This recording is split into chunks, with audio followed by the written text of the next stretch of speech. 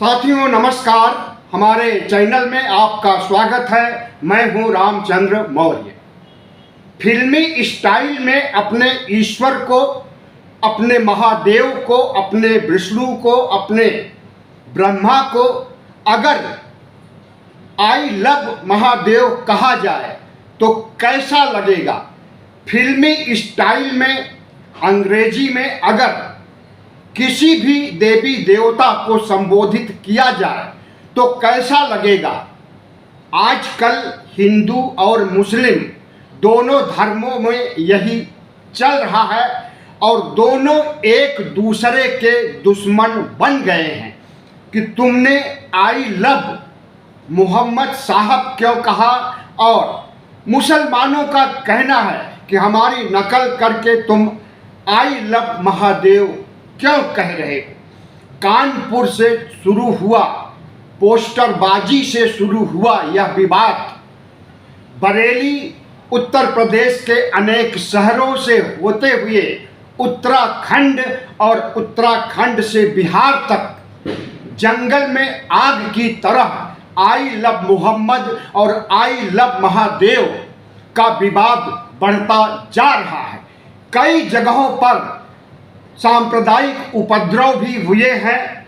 मुसलमानों के खिलाफ एफआईआर दर्ज की गई है, मुकदमे दर्ज किए गए हैं और उन्हें अराजकता फैलाने का दोषी बताया जा रहा है। साथियों, अपने ईश्वर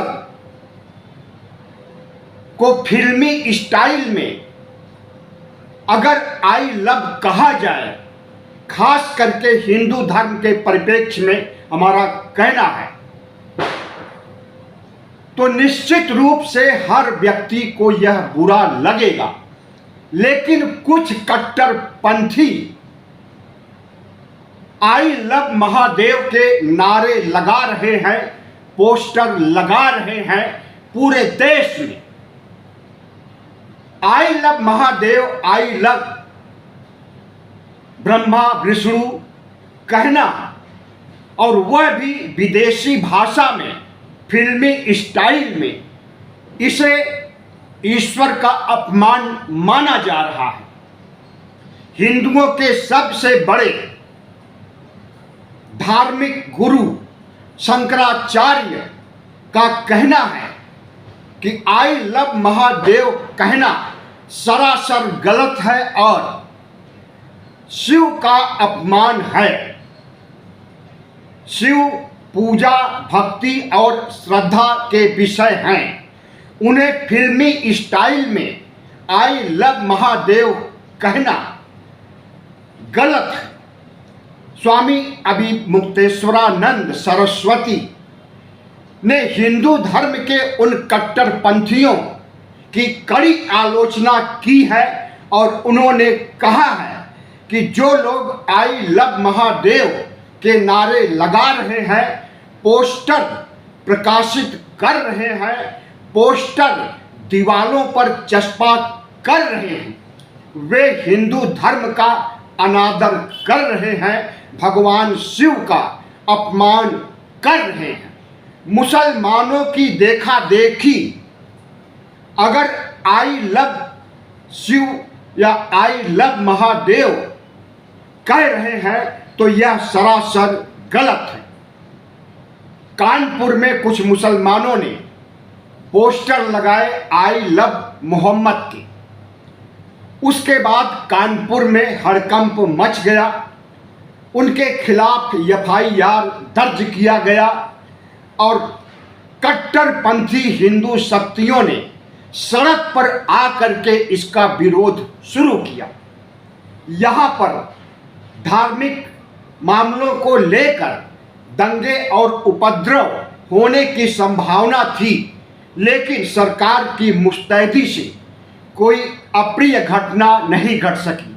लेकिन यह चिंगारी बरेली पहुंच गई और वहां पर दोनों समुदायों के बीच टकराव हुआ और एक दूसरे को नीचा ठहराने के लिए जिस तरह से तू तू मैं सड़कों पर हुई, मैं बड़ा तू छोटा, महादेव बड़े मोहम्मद साहब छोटे, या मोहम्मद साहब बड़े महादेव छोटे, इस तरह की बातों पर लोगों ने विवाद खड़ा किया और अनायास ही इसे धार्मिक सांप्रदायिक स्वरूप दे करके एक दूसरों से नफरत करने लगे। वहाँ पर भी सरकार ने सख्ती दिखाई, लेकिन मुस्लिम समुदाय के प्रति सख्ती कुछ ज़्यादा ही थी, जो नहीं होनी चाहिए। सख्ती दोनों तरफ होनी चाहिए थी, क्योंकि दोनों लोगों का दिमाग खराब हो गया है और वह हुड़दंग पर उतर आए हैं। तो दोनों को दुरुस्त करने के लिए बल प्रयोग होना चाहिए, लेकिन मुस्लिमों के खिलाफ FIR हुआ और कार्रवाई हो रही है। बरेली से आगे उत्तराखंड तक यह आग भड़क गई और उत्तराखंड में जिस तरह से हिंदू मुस्लिम सड़कों पर उतर आए और अपने ईश्वर मुसलमान मोहम्मद साहब को महिमा मंडित करने लगे और हिंदू आई लव मोहम्मद की जगह आई लव महादेव के नारे बुलंद करने लगे। ऐसे में धार्मिक टकराव, आपसी सौहार्द बिगड़ना निश्चित रूप से दुर्भाग्यपूर्ण है। स्वामी अभिमुक्तेश्वरानंद का कहना है कि यह बड़े मुद्दों से ध्यान भटकाने के लिए ऐसा किया जा रहा है। यह बयान उन्होंने बिहार में दिया।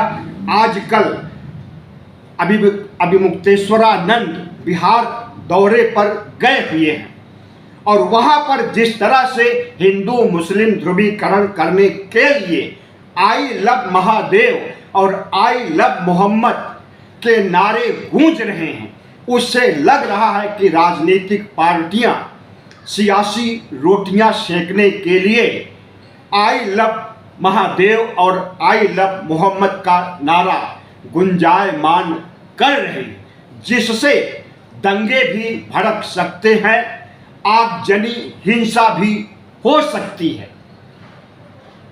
लेकिन जिस तरह से हिंदू और मुसलमान इस मुद्दे को लेकर आपस में टकरा रहे हैं, उसे हिंदू ही आलोचना कर रहे हैं। वह हिंदू जो मुसलमानों के लिए नरम दिल रखते हैं, सॉफ्ट दिमाग के हैं और धर्मनिरपेक्षता में, संविधान में विश्वास रखते हैं, ऐसे लोग हिंदू भी हैं, ऐसे लोग मुसलमान भी हैं, या यूं कहें कि ऐसे ही लोगों की संख्या ज़्यादा है और होनी भी चाहिए। तो ये लोग अगर इस आग को ठंडा करने के लिए कोशिशें कर रहे हैं, शंकराचार्य इस आग को ठंडा करने की कोशिशें कर रहे हैं और हिंदू धर्म के उन कट्टरपंथियों को लताड़ रहे हैं जो आई लव महादेव के नारे गुंजायमान कर रहे हैं, तो यह स्वागत योग है। शंकराचार्य की पीड़ा को समझा जा सकता है। शंकराचार्य का कहना है कि बिहार में चुनाव है और इस वजह से तनाव है और असली मुद्दों से ध्यान भटकाने के लिए सत्ता पक्ष के लोग, जिसमें भारतीय जनता पार्टी जनता दल यू है, वही लोग इस मुद्दे को बड़ा कर रहे हैं। मुसलमानों को और मुसलमानों के मोहम्मद साहब को नीचा दिखाने के लिए इस तरह का प्रयास कर रहे हैं, ताकि धार्मिक ध्रुवीकरण हो और सारे हिंदू एकजुट होकर एनडीए को वोट दें। भारतीय जनता पार्टी चुनाव संपन्न होने तक कितना नीचे गिर जाएगी कुछ नहीं कहा जा सकता है। हर चुनाव में वह मुद्दों की बात न करके धार्मिक ध्रुवीकरण की बात करता है और इस बार धार्मिक ध्रुवीकरण के लिए उसे जो खुराक मिली है कानपुर बरेली उत्तराखंड से, उसे वह आगे बढ़ाना चाहती है।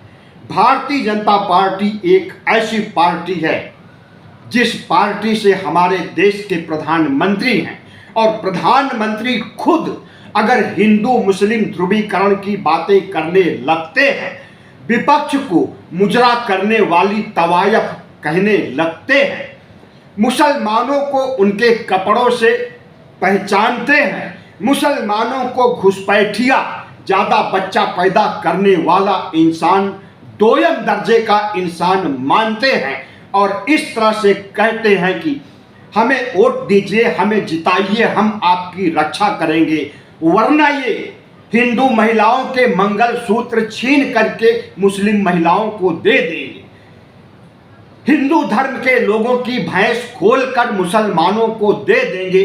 तो इस तरह के बयान हमारे देश के प्रधानमंत्री का होता है। तो उनकी पार्टी के नफरती लोग अगर आई लव महादेव कह रहे हैं और इससे वोट हासिल करना चाहते हैं, तो समझ लीजिए कि भारतीय जनता पार्टी कितने निचले स्तर तक गिर गई है। वीडियो अच्छा लगा हो तो चैनल को सब्सक्राइब कीजिए, लाइक कीजिए और शेयर कीजिए। धन्यवाद।